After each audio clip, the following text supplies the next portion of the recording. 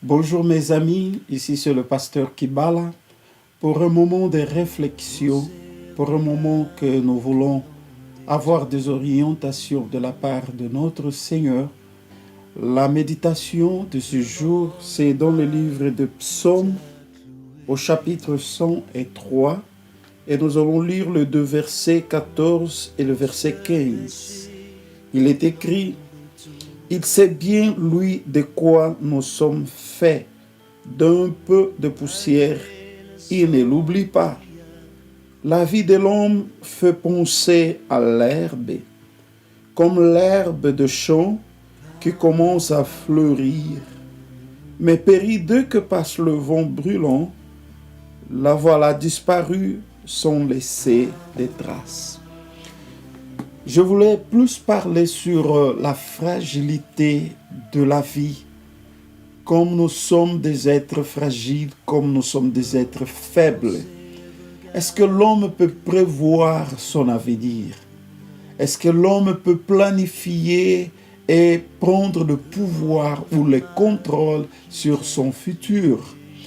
Quand nous regardons sur tout ce qui est en train de se passer, nous arrivons à cette conclusion que nous n'avons pas. Nous n'avons pas le pouvoir sur notre futur, nous n'avons pas le pouvoir sur ce qui va se passer une minute après ce moment.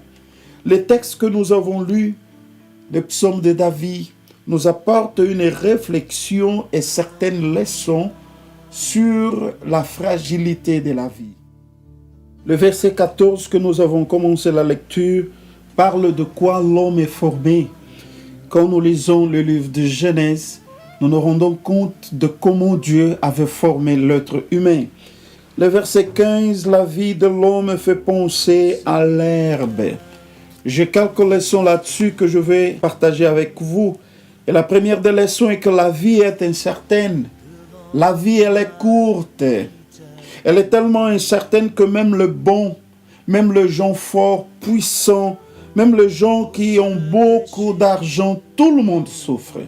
Tout le monde passe pour des moments difficiles et même leur bonté, leur force, leur argent n'arrivent pas à résoudre leurs difficultés. Quand nous nous réalisons sur ce qui se passe dans le monde, nous pouvons nous dire bien ceci: l'argent, le pouvoir, la force ne peuvent changer le parcours de l'existence. La vie est incertaine. La vie, elle est très courte. Les jours sont comme l'herbe. Les jours sont comme une fleur de champ. Elle fane comme une fleur de champ qui n'est pas comme la fleur du jardin. Une fleur de champ qui est souvent exposée à beaucoup d'intempéries. Ça, c'est une grande leçon pour moi et pour toi ces jours, que notre vie réellement, elle est courte. Mais comment toi tu fais avec ta vie? Comment toi tu prends soin de cette vie qui n'est pas vraiment longue comme beaucoup de gens pensent? Notre avenir est vraiment incertain. Nous étions là avec des projets, nous étions là avec des plans, mais quand la maladie est arrivée, quand le virus est arrivé, le virus a changé tous les parcours de l'existence du monde entier, l'existence de gens riches, l'existence de gens puissants. Le virus est puissant pour changer leur destinée, pour changer leur parcours. Et la deuxième leçon est que la vie ne se perd pas d'elle-même. Souvent, la fin de la vie est anticipée par 1000 accidents. On ne sait jamais ce qui peut arriver. Les accidents, ce sont des choses que nous ne prévoyons pas. Tu sors de ta maison, tu n'avais pas pensé que tu pourrais peut-être passer une difficulté dans la rue. Maintenant, tu as perdu quelquefois ta voiture, un accident. Tu as perdu quelquefois l'argent que tu avais, un accident. L'accident est imprévisible dans la vie. Et la vie, souvent, est sujet à 1000 accidents. Et le texte biblique nous dit comme une fleur, quand ça passe, le vent chaud, la fleur du champ, la fleur est exposée. Le vent passe et la fleur ne résiste pas. La fleur est exposée aux rafales froides. La fleur est susceptible d'être foulée aux pieds. Pourquoi? Parce que quand le vent, les intempéries, quand les accidents arrivent dans la vie, la fleur ne se retrouve pas dans l'endroit où elle était avant. Laisse-moi te dire une chose, mon ami. Il y a beaucoup de choses dans la vie qui sont des accidents que nous ne prévoyons pas. Mais quand ces choses nous arrivent, quand les accidents pointent sur notre horizon, souvent, nous ne restons pas dans le lieu où nous étions avant. Souvent, notre vie change. Et je crois que la situation que nous sommes en train de passer doit réellement inciter les gens, doit pousser les gens au changement. Et la dernière leçon est que la vie dans ce monde n'est nullement assurée. Il y a des gens qui disaient qu'il faut que je paye la société d'assurance. C'est bien. Il y a des gens qui disaient que moi j'ai l'assurance vie. Moi j'ai l'assurance maladie. Il n'y a pas d'assurance dans la vie, mes amis. Parce qu'il y a des choses qui sont plus fortes, plus puissantes que les assurances. Et aujourd'hui, il y a beaucoup de compagnies d'assurance qui ne tiennent pas à cause des événements qui sont en train de se passer.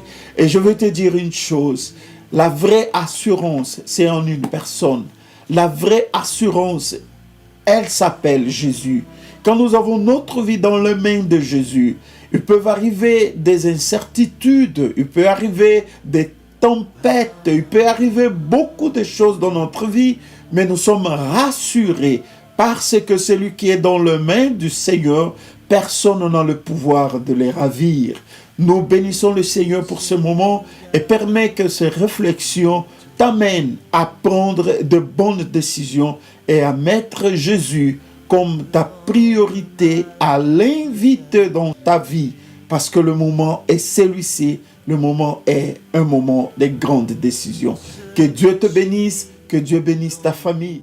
Maintenant, nous arrivons à la fin de ce moment de réflexion et je voudrais prier pour vous, prier pour ta famille, prier pour nos peuples, nos nations, prier pour l'Afrique et prier pour nos bien-aimés qui sont éparpillés dans le monde et que le Seigneur nous fasse grâce. Prions le Seigneur.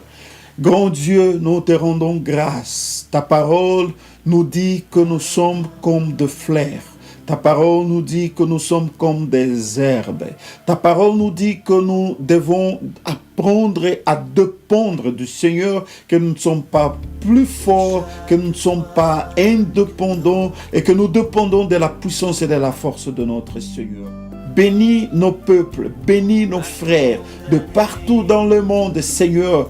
De partout, les gens vont écouter ces moments, ces messages, cette réflexion. Que la grâce du Seigneur soit sur eux, sur leur famille, aujourd'hui et pour l'éternité en Jésus. Amen. Amen.